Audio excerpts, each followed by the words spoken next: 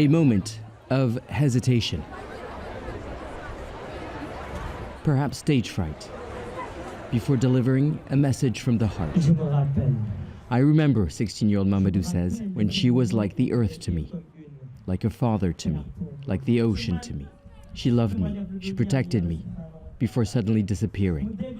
An ode from a son to a mother that left the earth too soon. In this National School Slam Poetry Contest, teenage students speak in French, Wolof, Arabic, or a mix of all of them.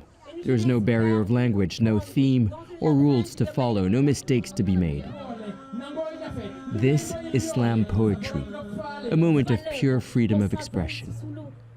For Chame Jirenge, a declaration to announce her love for God, for women, for the city, and her ancestral Lebu culture, all linked by a common thread: faith, trust, and devotion.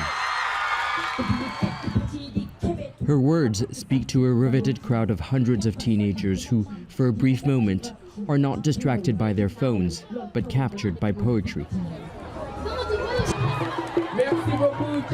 Here to judge are famous slam poetry artists.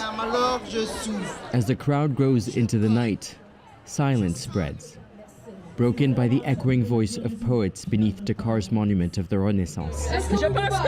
Slam poetry is about the delivery, the diction and the depth of the words. I'm really amazed. The level of these students is pretty impressive. Senegal's first head of state, Léopold Sédar Senghor, known as the Poet President, a prolific writer, Senghor devoted a third of the national budget to arts and culture despite most people living in poverty and being illiterate. Senghor was following the country's long tradition of using poetry, music and art to transmit knowledge and faith. We just necessary to promote the slam poetry through that competition that can help them develop their education, their talent in education, develop their writing skills and their speaking skills. Over 1,000 students took part in the event, with only a dozen left in competition. The judges have to decide a winner and runner-up. Mamadou is announced runner-up, leaving the trophy to 18-year-old Chame Jingare.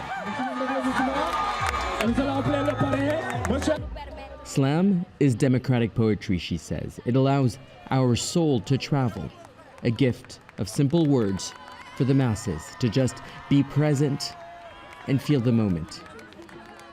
Nicholas Haque, Al Jazeera, Dakar.